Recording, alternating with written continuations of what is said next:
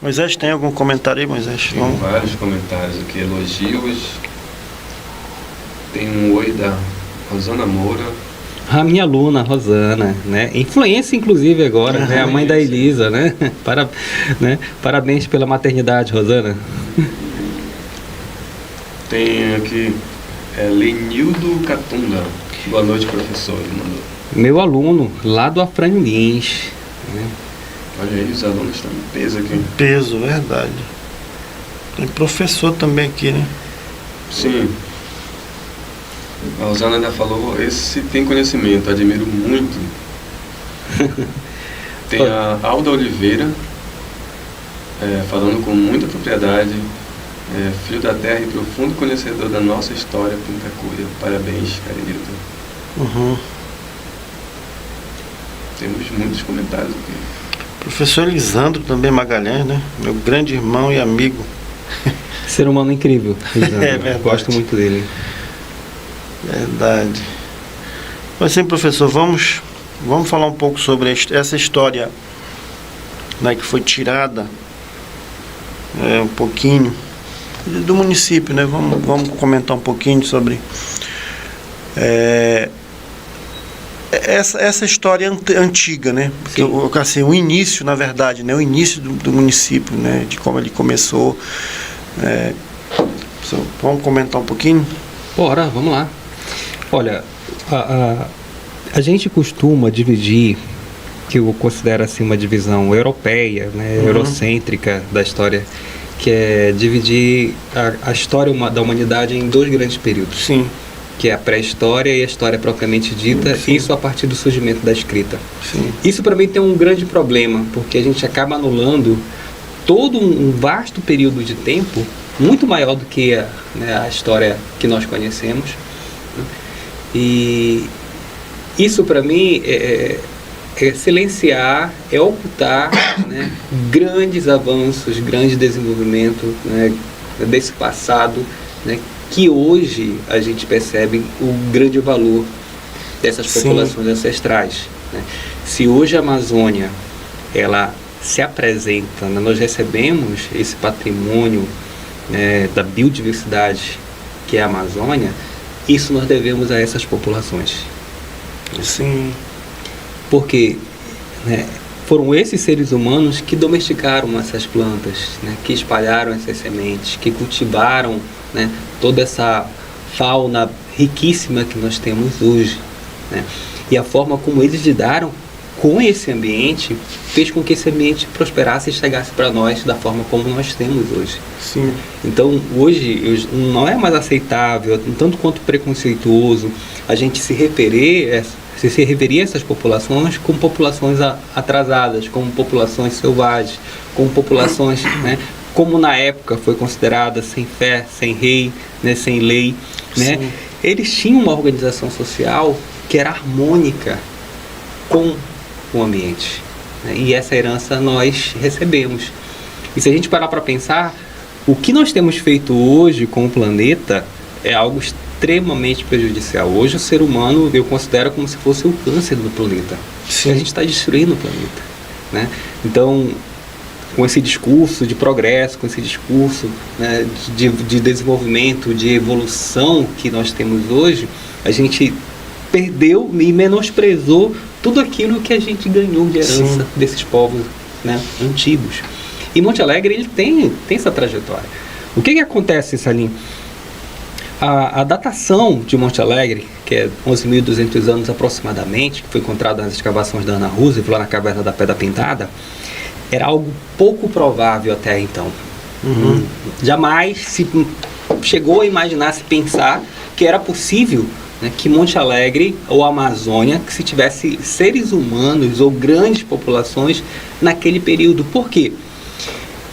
Existia uma teoria chamada Teoria do Estreito de Bering, né, que é um tanto quanto de dominação norte-americana, inclusive. Por quê?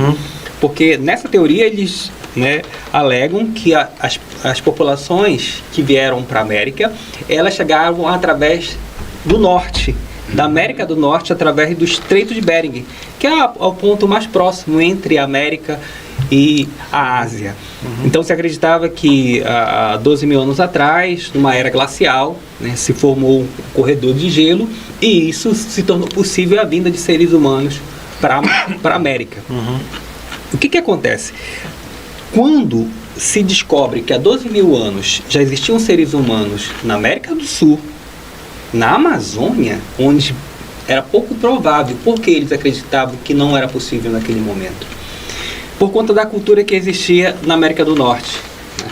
Eram populações grandiosas, né, que tinham como hábito de caça a utilização, né, de pontas, né, de lítico, de flechas, de arpão muito maiores, porque lá eles caçavam bizu, caçavam animais de grande porte.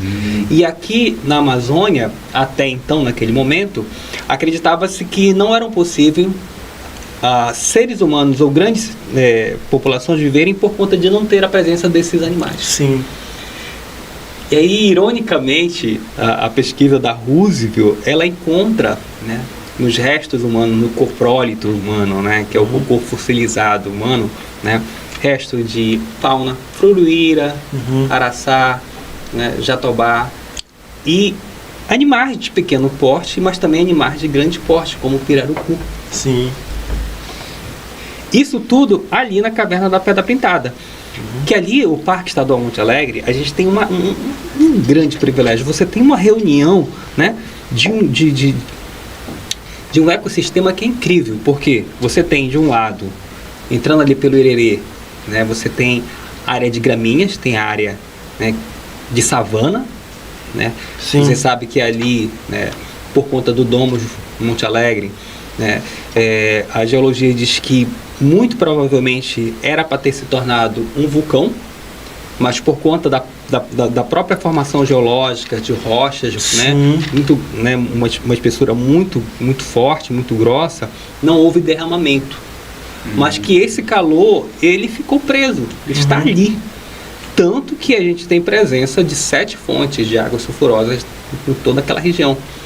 E aí a gente começa a entender por que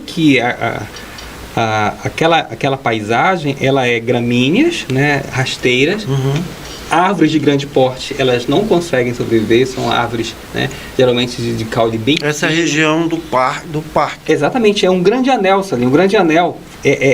Ali a gente chama de desterro. Exatamente, é cercado. Se você parar bem ali na entrada, né, da estrada que vai para o Irerê, você consegue ver aquele círculo, né, do Itajuri, do Irerê, de outras serras, formando um grande anel de aproximadamente 20 quilômetros de diâmetro. Sim. Em cima. Né? Ali era um vulcão. Exatamente, era para ser um vulcão. Era para ser um vulcão. E é um fenômeno que é pouco divulgado, é uma coisa que a gente poderia estar ganhando dinheiro com turismo, atraindo turismo para cá, né? E é um dos poucos lugares no mundo que tem um Domus Monte Alegre. Sim. Então o Domus Monte Alegre seria... desse vulcão. Não.